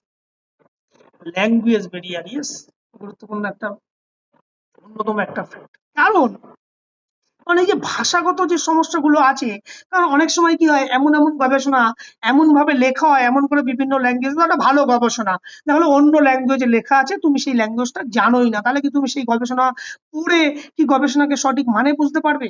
কখনোই পারবে না। তাহলে ভাষাগুলো কি হয় যেন ভাষা আমরা যখন কোনো গবেষণার মধ্যে এই ভাষা হচ্ছে একটা অন্যতম একটা গুরুত্বপূর্ণ একটা ফ্যাক্টর, যেটা কি করে যে অনেক ধরো গুরুত্বপূর্ণ জার্নাল বলো বই বলো যেগুলো হচ্ছে কি অনেক সময় কি হয় যে বিভিন্ন ভাষায় বা সেগুলো আমার অপরিচিত কোনো ভাষায় সেগুলোকে লেখা আছে, তাহলে কি এর ফলে কি এই যে যে সাহিত্য পর্যালোচনা আমি যে করবো যে ভালো কোনো গবেষণা বলো ভালো কোনো মান বলো, সেক্ষেত্রে কি হয় সেই ভালো তথ্যগুলো আমার কাছে আম, আমি সেগুলোকে ইউজ করতে পারবো না সঠিকভাবে। মানে কি ল্যাঙ্গুয়েজ একটা বেরিয়ার যেটা আমাদেরকে অনেক বেশি আমাদেরকে ভালো তথ্য বা ইনফরমেশন সেটাকে আইদার আমরা নোট ডাউন করা বা সেটাকে আমরা সেখান থেকে পড়ে কোনো একটা অর্থ বোঝা, সেটা আমাদের কাছে একটা বড় সমস্যা। Availability of technology and internet, yes, বর্তমান দিনে এই টেকনোলজি এবং এই ইন্টারনেটের কিন্তু অনেক বেশি আধিপত্য লাভ করেছে আমাদের এই এডুকেশন সেক্টরে। এখন এখন গবেষণার জন্য তোমাকে নতুন নতুন প্রযুক্তি বলো ইন্টারনেট বলো, হ্যাঁ, বিভিন্ন প্রকার ডিজিটাল ইকুইপমেন্ট বলো, তাহলে সেই সমস্ত গুলো তোমার কাছে কি সহজলভ্য আছে, সেগুলো কি তুমি খুব কাছাকাছি সেগুলো কি অ্যাক্সেস করতে পারছো? কারণ অনলাইন জার্নাল বা ডাটাবেস সাধারণত আমাদেরকে রিসার্চ করতে গেলে ব্যবহার করতে হয়, বিভিন্ন থিসিস বলো বিভিন্ন ডিসার্টেশন বলো আর্টিকেল বলো, তার জন্য আমাদেরকে অনলাইনে সার্চ করতে হয়। এখন সেইগুলোর জন্য বিভিন্ন প্রকার রিসার্চের বিভিন্ন প্রকার অ্যাপস আছে, ধরো একাডেমিক ইডু, রিসার্চ গেট, স্পোকা, স্কোপাস, তাহলে এই সমস্ত জার্নাল এই সমস্ত সাইট গুলোকে অ্যাক্সেস করার এবিলিটি কি তোমার মধ্যে আছে? সেগুলোকে সঠিকভাবে কি সেগুলোকে আমরা দ্রুত বা সেগুলোকে খুব নির্ভুল ভাবে কি সেগুলোকে আমরা সহজলভ্য করে তুলতে পেরেছি? সেগুলো একটা ফ্যাক্টর যেগুলো যে এখনো এগুলো একটা বেরিয়ার বা সেই জায়গাগুলোকে আমরা সঠিকভাবে সেই টেকনোলজিকে আমরা সঠিকভাবে ইউজ করতে পারছি, এটা একটা ফ্যাক্টর। আর একটা আছে selection of relevant literature, yes, গুরুত্বপূর্ণ জায়গা। লিটারেচার অ্যাভেলেবেল আছে, এখন সেখান থেকে আমি কোন কোন লিটারেচার গুলোকে সঠিকভাবে আমি খুঁজবো, সেই উপযুক্ত থিসিস বলো উপযুক্ত জার্নাল বলো উপযুক্ত বই বলো তোমার গবেষণার সাথে কতটা সম্পর্কযুক্ত সেটাকে খুঁজে বের করা কিন্তু একটা বড় সমস্যা। এখন সাহিত্য পর্যালোচনা শুধুমাত্র যে কতগুলো তথ্য সংগ্রহ করবে, হ্যাঁ, সেটা কিন্তু বিষয় নয়। কারণ সেই তোমার কাজের সাথে সম্পর্কিত বিষয়কে সঠিকভাবে পর্যালোচনা করা, তাহলে কি এই যে সাহিত্য গবেষককে কি করবে যদি আমরা সঠিকভাবে পর্যালোচনা করতে পারি, তাহলে গবেষণা থেকে আমরা গবেষণার প্রকৃত সমস্যাটাকে আমরা বুঝতে পারবো, গবেষণার উদ্দেশ্য অবজেক্টিভ হাইপোথিসিস সেগুলোকে আমরা পারবো, গবেষণার গ্যাপ ফাঁকা জায়গাটাকে আমরা খুঁজে বের পারবো এবং আমার যে গবেষণাটা অনেকটা বৈজ্ঞানিক রূপদান করতে পারবো। তাহলে এই সমস্ত কাজগুলো যদি আমরা সঠিক রিলিভেন্ট লিটারেচার যদি না খুঁজে পাই, তাহলে এই কাজগুলো কি আমরা কখনোই করতে পারবো? কখনোই করতে পারবো না। তার মানে কি সিলেকশন রিলিভেন্ট লিটারেচার এটা একটা বড় কিন্তু গুরুত্বপূর্ণ ফ্যাক্টর। এই যে রিসার্চ প্রবলেম এন্ড অবজেক্টিভ, মানে গবেষণার সমস্যা এবং উদ্দেশ্য, এই যে লিটারেচার গুলো যদি আমরা সঠিকভাবে না সেগুলোকে আমরা আইডেন্টিফাই করি, সেগুলো যদি না সমালোচনা করি, সেখান থেকে কি গবেষণা সংক্রান্ত সমস্যা সেই সমস্যাগুলোকে আমরা কি সঠিকভাবে সেখান থেকে আমরা খুঁজে বের করতে পারবো, এবং গবেষণার মূল যে অবজেক্টিভ যে গবেষণা কোন পথে পরিচালিত হবে, সোসাইটিতে কি প্রয়োজনে আসবে, সেই জায়গাগুলো আমার গবেষণাটা কেন এত ইম্পর্টেন্ট, সেই জায়গাগুলোকে কিভাবে আমরা খুঁজবো, রিভিউ অফ লিটারেচার। তাহলে এই যে রিসার্চ প্রবলেম এবং অবজেক্টিভ এটা কি একটা অন্যতম ফ্যাক্টর, কারণ তোমার গবেষণার সমস্যা এবং তোমার গবেষণার সঠিক উদ্দেশ্যকে খুঁজে বের করতে সাহায্য করবে কিন্তু এই রিভিউ অফ লিটারেচার। এরপর আছে কি রিসার্চার অবজেক্টিভ। রিসার্চার অবজেক্টিভ মানে কি, ধরো এই যে যে গবেষণা আমরা যেটা করছি, যে কোনো গবেষণা নিরপেক্ষ ভাবে এবং বিভিন্ন ভাবে সেটাকে সঠিকভাবে কোনো কিছু পক্ষপাত না করে কোনো বিষয়কে উপস্থাপন করা। এখন এখানে বিভিন্ন যে গবেষণায় যে সমস্ত তুমি রিভিউ অফ লিটারেচার পাবে, সেখানে দেখবে বিভিন্ন গবেষণায় বিভিন্ন রকম ফলাফল তুমি পাচ্ছ। এখন সেই যে ফলাফলগুলো সেগুলো কি অনেক সময় কি হয়, যে সমস্ত তোমার যে ব্যক্তিগত যে মতামত, সেই ব্যক্তিগত মতামতকে তোমাকে দূরে থাকিয়ে সঠিক লজিক্যালি প্রমাণ সহ সেগুলোকে ব্যবহার করতে হবে এবং সেগুলোকে একদম ন্যায়সঙ্গত ভাবে সেগুলোকে নির্বাচন করতে হবে এবং পূর্ববর্তী যে সমস্ত গবেষণাগুলোকে আছে সেগুলোকে সাইন্টিফিক্যালি সেগুলোকে ইভ্যালুয়েশন করতে হবে, কোনো পক্ষপাতিত্ব ছাড়া কোনো ব্যক্তিগত প্রভাব ছাড়া সেগুলোকে সঠিকভাবে উপস্থাপন করতে হবে এবং পূর্ববর্তী যে সমস্ত গবেষণার ফলাফলগুলো আছে সেই ফলাফলগুলোকে সঠিকভাবে উপস্থাপন করতে হবে। যদি সেগুলোকে করি তাহলে কি হবে, তোমার যে গবেষণার যে সমস্ত ফলাফল তার নির্ভরযোগ্যতা এবং তার বৈধতা সোসাইটির কাছে অনেক গুণে বেড়ে যাবে।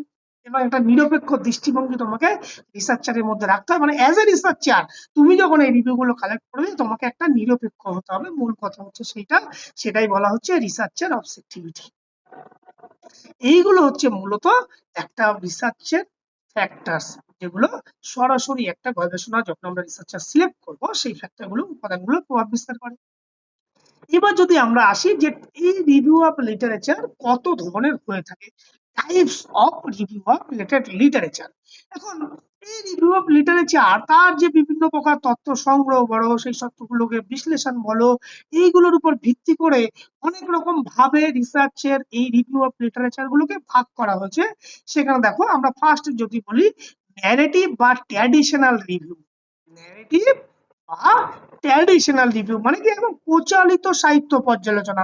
ট্র্যাডিশনাল রিভিউ মানে কি, যেগুলোকে আমরা সাধারণত বর্ণনামূলক আমরা বলতে পারি, যেগুলো একটা এমন ভাবে আমি সাহিত্যটাকে পর্যালোচনা করব যেখানে পূর্ববর্তী গবেষণাকে আমরা একটা বর্ণনামূলক ভাবে আমরা সেগুলোকে বর্ণনা করব, সেখানে কোনো স্ট্রিক্ট কোনো নিয়ম আমরা অনুসরণ করব না।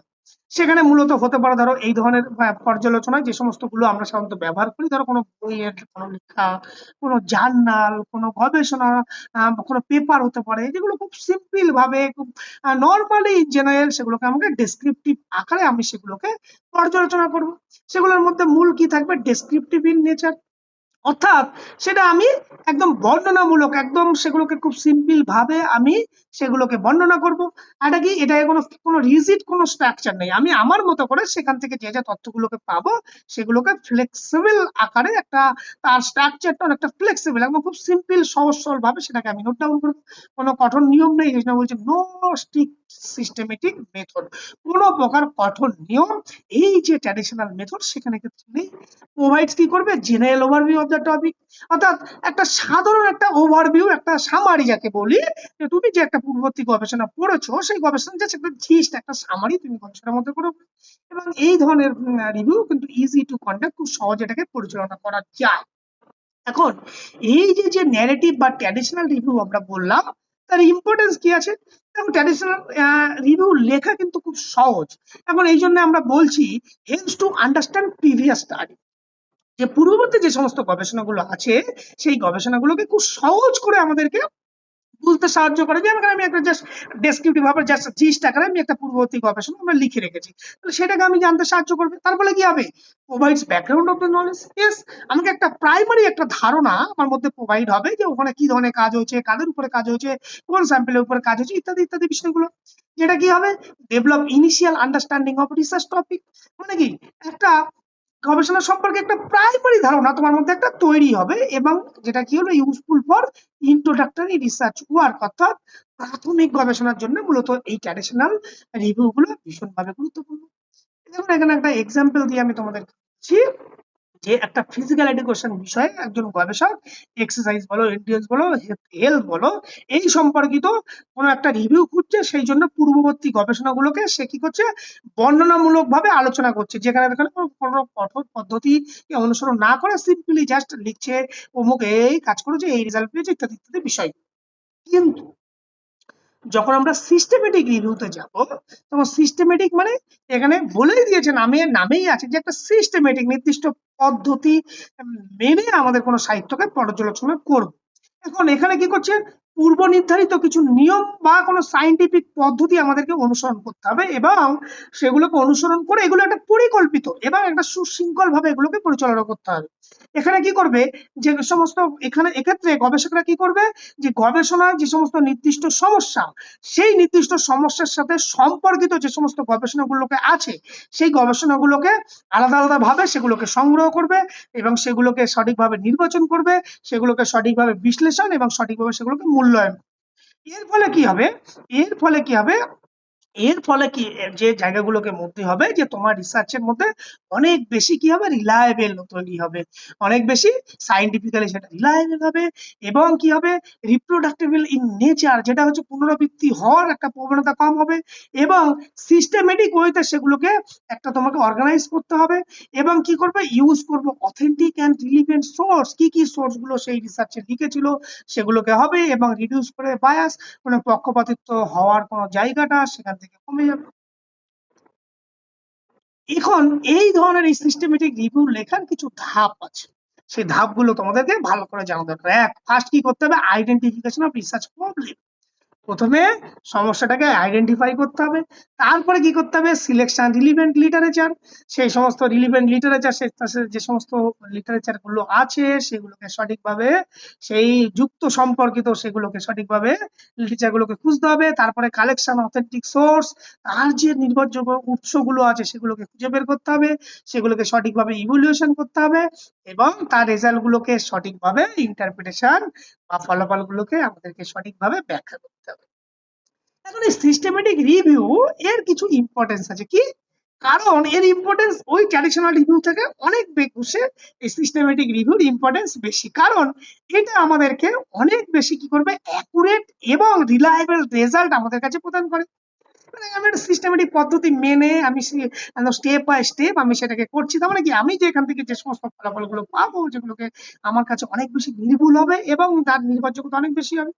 এবং এই সিস্টেমেটিক রিভিউর ফলে মূল যে জায়গাটা, helps to identify research gap. Yes, আমাকে পার্টিকুলার যে রিসার্চের গ্যাপ আছে সেই জায়গাটাকে খুঁজে বের করতে সাহায্য করবে, যার ফলে কি হবে, ইমপ্রুভ কোয়ালিটি অফ রিসার্চ, যার ফলে আমাদের কাছে যে সমস্ত প্রকল্প মানগুলো আছে সেগুলোকে ডেভেলপ হবে এবং কি করবে, মিনিমাইজ পার্সোনাল বায়াস, পক্ষপাতিত্ব কমাবে এবং সাপোর্ট করবে এভিডেন্স বেসড রিসার্চ, আমাকে একটা বৈজ্ঞানিক প্রমাণ ভিত্তিক একটা গবেষণাকে সমর্থন করতে সাহায্য করবে।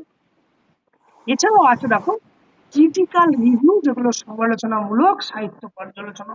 এখন ক্রিটিক্যাল রিভিউ বলতে আমরা কি বুঝবো, এখন ক্রিটিক্যাল রিভিউ হলো এমন এক ধরনের পর্যালোচনা, মানে এই কি বলবো সমালোচনা, যেখানে কি করছে, গবেষক আর গবেষণার বিষয়ের সাথে সরাসরি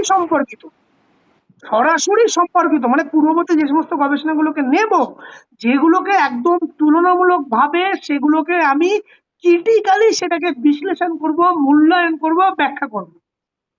এখানে ওভারঅল কিন্তু শুধুমাত্র অন্য অন্য যে সমস্ত সিস্টেমেটিক বলো ট্র্যাডিশনাল বলো, যেখানে আমি কিন্তু ওভারঅল ভিউ আমি একটা প্রদান করছিলাম, এখানে কিন্তু না, এখানে একদম ক্রিটিক্যাল রিভিউ আমরা তাকেই বলবো যে বিষয়গুলো একদম সরাসরি তোমার গবেষণার সাথে সম্পর্কিত, সেই গবেষণাগুলোকে আমি সঠিকভাবে বিশ্লেষণ করব। কি কি বিশ্লেষণ করব, সেই গবেষণার মধ্যে থেকে গবেষণার যে সমস্ত স্ট্রেংথ এবং উইকনেস আছে সেই জায়গাগুলোকে আমি সঠিকভাবে আইডেন্টিফাই করার চেষ্টা করব, গবেষণায় কোন পদ্ধতি মেথড ব্যবহার করা হয়েছিল সেটাকে আমি সঠিকভাবে ব্যবহার করব, গবেষণায় যে সমস্ত ফলাফল হয়েছিল, যে সমস্ত ফাইন্ডিংস এবং কনক্লুশন হয়েছিল সেগুলোকে আমি সঠিকভাবে লিখবো এবং সেই শোনাটা কতটা ভ্যালিড এবং কতটা রিলায়েবল সেই জায়গাগুলোকে আমি নির্ণয় করব এবং ওই গবেষণার মধ্যে কি কি ধরনের লিমিটেশন এবং ফাঁকা জায়গাটাকে আছে, রিসার্চ গ্যাপ আছে, সেই জায়গাটাকে আমরা খুঁজে বের করার চেষ্টা করব। এখন এটি কি করছে, এটি মূলত এই যে বর্তমান যে সমস্ত গবেষণা করব সেই গবেষণার মান অনেক গুণে কিন্তু বৃদ্ধি করবে। ক্রিটিক্যাল রিভিউ হচ্ছে কিন্তু একটা গুরুত্বপূর্ণ একটা রিভিউ এর একটা অন্যতম রিভিউ, কারণ এটা সরাসরি তোমার রিসার্চের সাথে সম্পর্কিত এবং সেই রিসার্চের যে সমস্ত তথ্য যেগুলো সিমিলার, একদম সিমিলার রিসার্চ, সেগুলো আমি ক্রিটিক্যালি রিসার্চের সমস্ত আসপেক্ট গুলোকে আমাকে ভালোভাবে বিশ্লেষণ করতে হবে। এর ক্যারেক্টারিস্টিক্স কি, ক্যারেক্টারিস্টিক্স হচ্ছে অ্যানালিটিক্যাল এন্ড ইভ্যালুয়েটিং নেচার, অর্থাৎ সেগুলোকে আমি সঠিকভাবে সেগুলোকে বিশ্লেষণ করব এবং সেগুলোকে সঠিকভাবে মূল্যায়ন করব। এখানে মূলত কি করবো, গবেষণার যে সমস্ত স্ট্রেংথ এবং উইকনেস আছে সেই জায়গাগুলোর উপর গুরুত্ব দেবো, গবেষণার যে সমস্ত গ্যাপ আছে ফাঁকা জায়গাগুলোকে সেগুলোকে আমি করব, গবেষণার যে সমস্ত ডিফারেন্স অন্যান্য যে আদার স্টাডি গুলো আছে তার সাথে আমি কম্পারিজন করবো, যা বলে কি হবে, আমার বর্তমান রিসার্চের অনেক কিছু ডেভেলপ হবে।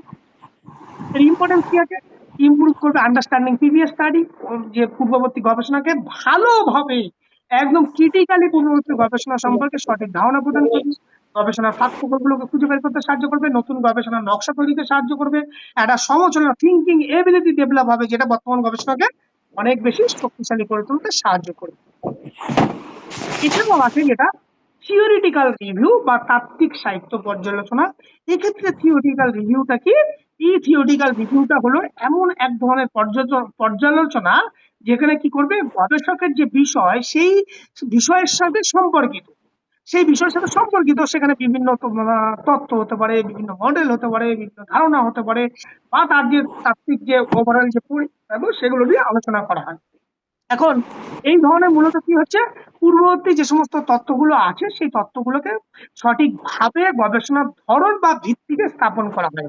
এখানে মূলত কি হয়, যে সমস্ত ক্যারেক্টারিস্টিক গুলো আছে সেগুলো হচ্ছে থিওরি বেসড রিভিউ। এখান থেকে থিওরিটিক্যাল নলেজ শুধুমাত্র এই গবেষণাগুলোর মধ্যে থেকে আমি প্রদান করব, এবং সেখান থেকে একটা ধারণা, একটা জাস্ট ওভারঅল কনসেপ্টের উপর গুরুত্ব দেব, এবং যে সমস্ত ভেরিয়েবল গুলো থাকবে সেই ভেরিয়েবল গুলোকে আমি তাদের মধ্যে রিলেশনশিপ খোঁজার চেষ্টা করব, এবং একটা থিওরিটিক্যাল ফ্রেমওয়ার্ক আমি গঠন করার চেষ্টা করব, এবং অ্যানালিটিক্যাল এবং কনসেপচুয়াল ইঞ্জিনিয়ার সেই থিওরিটা কেন হচ্ছে তার একটা বিশ্লেষণ করার চেষ্টা করব।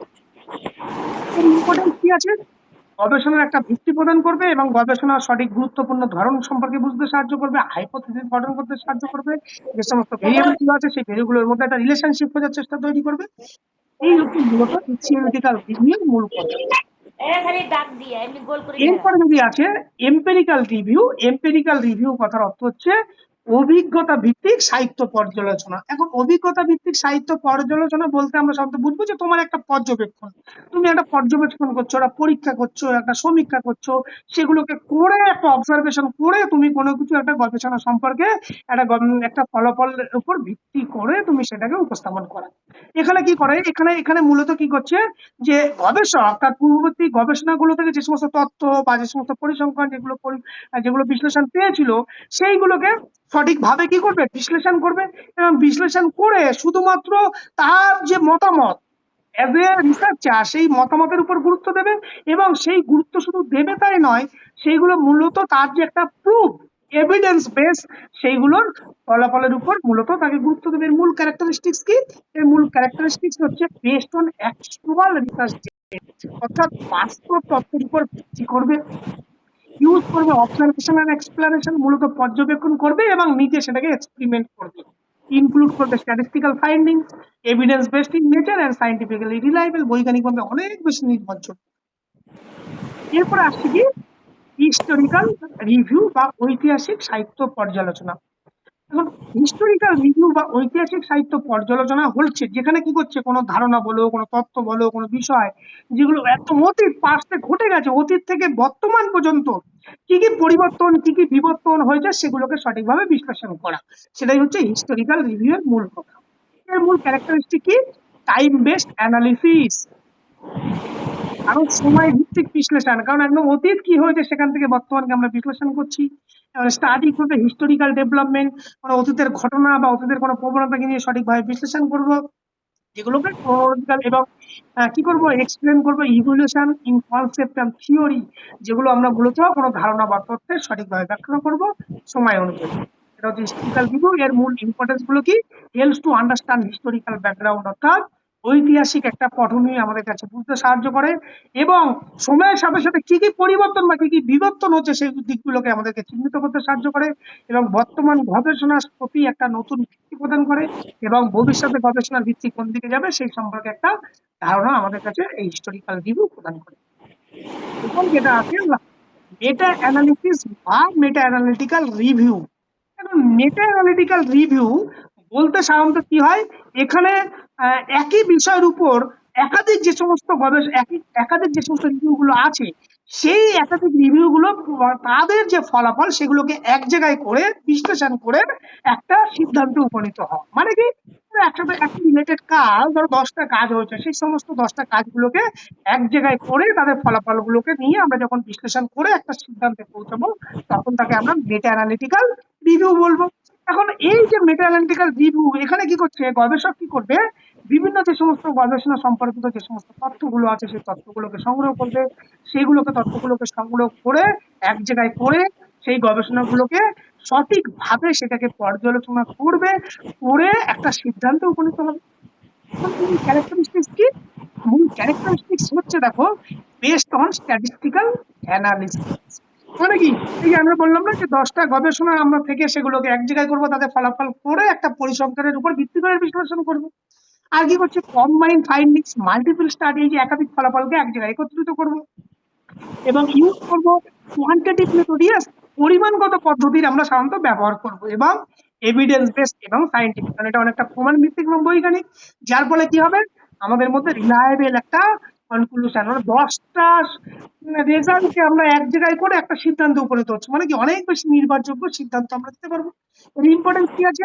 প্রোভাইড সাইন্টিফিক এভিডেন্স, একটা শক্তিশালী একটা বৈজ্ঞানিক ভিত্তি আমাদেরকে প্রদান করবে, এবং যে গবেষণার ফলাফলটা অনেক বেশি নির্ভরযোগ্যতা বৃদ্ধি পাবে। এবং একই গবেষণার মধ্যে কি হবে, গবেষণার যে সীমাবদ্ধতা সেটা কমাবে, সিমিলারিটিস, এবং প্রমাণ ভিত্তিক কোনো একটা সিদ্ধান্ত উপনীত হতে পারবো। এইগুলো হচ্ছে মূলত এই যে type of review of literature. বলো সেখান থেকে তোমাদের কোনো কোয়ারিজ কিছু আছে? আচ্ছা তোমাকে please put off your microphone, আছে কি? No sir. এইবার যদি আসি আমরা টাইপস অফ লিটারেচার, খুব মজার বিষয়, আগেরটা ছিল রিভিউ অফ লিটারেচার, এটা হচ্ছে টাইপস অফ লিটারেচার। এখন মেনলি আমাদের যে রিসার্চ সেখানে যদি আমরা শুধুমাত্র লিটারেচার সাহিত্যকে ভাগ করি, তাহলে দেখা যাবে সাহিত্যকে আমরা মেনলি আমরা দুভাগে ভাগ করা হয়, একটা হচ্ছে ক্রিটিক্যাল লিটারেচার, আর একটাকে বলা হয় অ্যালাইড লিটারেচার।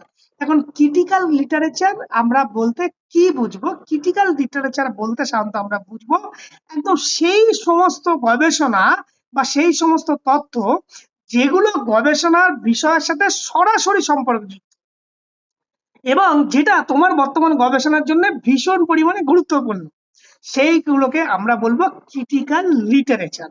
এখন ক্রিটিক্যাল লিটারেচারের মধ্যে কি কি বিষয় অন্তর্ভুক্ত হয়? বই হবে, গবেষণা জার্নাল হতে পারে, অ্যাবস্ট্রাক্ট হতে পারে, রিসার্চ রিপোর্ট হতে পারে, থিসিস ডিসাইডেশন হতে পারে, সায়েন্টিফিক কোনো আর্টিকেল হতে পারে। এখানে কি করছে, ধর এখানে একটা এক্সাম্পল দেওয়া আছে, যদি কোনো অ্যারোবিক ফিটনেস এর উপর গবেষণা করেন, তাহলে তাকে ফিটনেস, এন্ডুরেন্স, এক্সারসাইজ ফিজিওলজি এবং অ্যারোবিক ট্রেনিং সম্পর্কিত সাহিত্য পর্যালোচনা করতে হবে। এবং ক্রিটিক্যাল লিটারেচার গবেষককে কিভাবে সাহায্য করবে? কারণ তুমি এখানে কি বলছো, তোমার গবেষণার সাথে সরাসরি সম্পর্কিত। আমরা আগে যখন পড়েছিলাম সেখানে কি বলছিলাম, যে ক্রিটিক্যাল লিটারেচারে সমস্ত কিছু বিষয়গুলোকে আমরা সেখানে ক্রিটিক্যালি সেগুলোকে আমাদেরকে অ্যানালিসিস করতে হবে।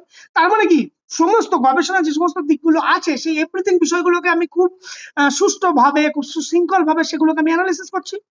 তাহলে কি আমার গবেষণার মধ্যে একটা শক্তিশালী একটা কাঠামো, একটা একটা থিওরিটিক্যাল ফ্রেমওয়ার্ক গঠন করতে সাহায্য করবে, এবং আমি একটা সেখান থেকে একটা সঠিক হাইপোথিসিস একটা আমি প্রেডিকশন করতে পারবো, এবং যে সমস্ত ফলাফলগুলো পাবো সেগুলোকে আমি সঠিকভাবে সাইন্টিফিক্যালি তার এক্সপ্লানেশন করতে পারবো। যার ফলে কি হবে, একটা গুরুত্বপূর্ণ, যে আমার যে বর্তমান রিসার্চ সে একটা গুরুত্বপূর্ণ ধারণা বা তথ্য বুঝতে সাহায্য করবে, এবং গবেষণা সংক্রান্ত যে কোনো প্রকার প্রশ্নের উত্তর কিন্তু এই ক্রিটিক্যাল রিভিউর মাধ্যমে খোঁজা কিন্তু সম্ভব। এরপরে যদি আমরা আসি অ্যালাইড লিটারেচার, অ্যালাইড কথাটার অর্থ হচ্ছে সম্পর্কিত, মানে সরাসরি আমার গবেষণার সাথে সম্পর্কিত নেই, কিন্তু আমার গবেষণার সাথে সম্পর্কিত আছে পরোক্ষভাবে, তাদেরকে আমরা অ্যালাইড লিটারেচার বলবো। অর্থাৎ অ্যালাইড লিটারেচার হলো সেই সমস্ত যেগুলো গবেষণার সাথে সরাসরি সম্পর্ক না থেকেও পরোক্ষভাবে সেই গবেষণার সাথে সম্পর্কযুক্ত, যেগুলো কিন্তু মূল গবেষণার বিষয় নয় কিন্তু পরোক্ষভাবে গবেষণার সাথে সম্পর্কিত, তাদেরকে আমরা অ্যালাইড লিটারেচার বলবো। এখন এই ধরনের গবেষণা মূলত আমাদের যে কাজগুলোকে করছে, যে অ্যালাইড লিটারেচার কি আমাদেরকে হেল্প করছে, দেখো একটা কনসেপ্ট থিওরিটিক্যাল ফ্রেমওয়ার্ক গঠন করতে সাহায্য করবে, গবেষণার নকশা পদ্ধতি নির্বাচন করতে করবে, হ্যাঁ, গবেষণার সম্পর্ক চালক বুঝতে সাহায্য করবে, যে কিভাবে আমি গবেষণাটা সামনের দিকে এগিয়ে নিয়ে যাবো, গবেষণা সম্পর্কিত বিভিন্ন প্রকার তথ্য সেই বিষয়গুলো সম্পর্কে আমাদেরকে জানতে সাহায্য করবে।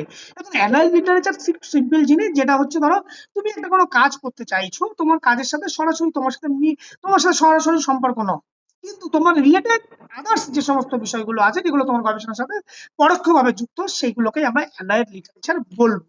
খুব সিম্পল, দেখো আমি এখানে একটা ডিফারেন্স লিখেছি, যে ক্রিটিক্যাল লিটারেচার এবং অ্যালাইড লিটারেচার, তাদের মধ্যে যদি একটা কম্পারিজন করি, তাহলে কি বলবো, যে ক্রিটিক্যাল লিটারেচার কি সরাসরি গবেষণার বিষয়ের সাথে সম্পর্কযুক্ত, অ্যালাইড লিটারেচার কি বলছে, indirectly related to the topic, তুমি যে সমস্যাটা করছো তার সাথে পরোক্ষভাবে যুক্ত।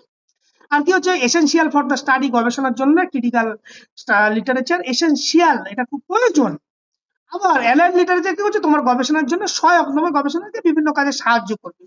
এখানে কি করছে, মূল সাহিত্য গঠন করে, এখানে কি করছে, সাপোর্টিভ সাহিত্য গঠন করে, এটা সরাসরি হাইপোথিসিস গঠনে সাহায্য করে, এখানে গবেষণা সংক্রান্ত একটা ধারণা বুঝতে সাহায্য করে।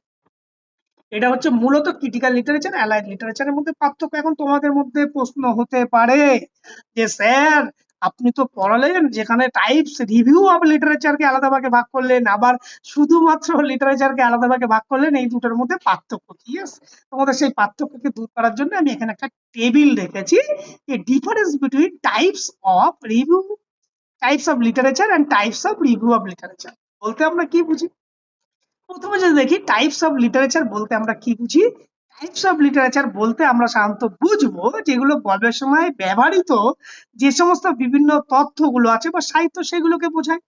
আর সাহিত্য পর্যালোচনা বলতে আমরা বুঝবো যে গবেষণায় বিভিন্ন পদ্ধতি এবং গবেষণার ধরন কেমন সেগুলোকে বোঝায়। এখন লিটারেচারের মধ্যে বলেছে 2 নম্বর হচ্ছে তো এখানে ফোকাস অন রিসার্চ ম্যাটেরিয়াল, মানে তথ্যসূত্র বিভিন্ন ধরন নিয়ে আলোচনা করব। এখানে কি করব? ফোকাস অন রিভিউ মেথড, মানে কি এই যে রিভিউ অফ লিটারেচার, সে কি করবে? গবেষণার বিভিন্ন পদ্ধতি নিয়ে আলোচনা করবে। আর এর মধ্যে কি আছে? ইনক্লুড ক্রিটিক্যাল আর অ্যালাইড, এর মধ্যে কি আছে? ইনক্লুড ন্যারেটিভ, সিস্টেমেটিক, ক্রিটিক্যাল ইত্যাদি এক্সেট্রা। আর কি করে? হেল্পস কি করছে? হেল্পস করছে মূলত রিলিভেন্ট ইনফরমেশন, প্রাসঙ্গিক বিষয় তথ্য। এটা কি করছে? পূর্ববর্তী গবেষণা সেটাকে সঠিকভাবে বিশ্লেষণ এবং উপস্থাপনে সাহায্য করে। এটা হচ্ছে মূলত তাই যে আমরা যেটা যে লিটারেচার এবং রিভিউ অফ লিটারেচারের মূল পার্থক্য। ক্লিয়ার? আচ্ছা, আমরা আরো অনেক ভিডিওটি শেষ পর্যন্ত দেখার জন্য সবাইকে অসংখ্য ধন্যবাদ, এবং রিভিউ অফ রিলেটেড লিটারেচার নিয়ে পরবর্তী ভিডিওটি দেখতে অবশ্যই আমাদের চ্যানেলটিতে সাবস্ক্রাইব করে রাখুন, এবং আমাদের পরবর্তী ভিডিও এই ভিডিও ডেসক্রিপশানে তার লিঙ্ক দেওয়া থাকবে। অবশ্যই ভিডিওটি দেখুন। রিভিউ অফ লিটারেচার নিয়ে সম্পূর্ণ ক্লাস, এবং যে কোনো পরীক্ষার জন্য ভীষণ গুরুত্বপূর্ণ রিভিউ অফ লিটারেচার। তাই সবাইকে বলবো আমাদের এই পরেই আমাদের নেক্সট ভিডিও অর্থাৎ পার্ট 2 রিভিউ অফ লিটারেচারের ভিডিও আপলোড করে দেওয়া হবে। তাই চ্যানেলটিতে নতুন হয়ে থাকলে অবশ্যই চ্যানেলটিকে সাবস্ক্রাইব করে দিয়ে এমবি কোচিং ক্লাসের পাশে থাকুন।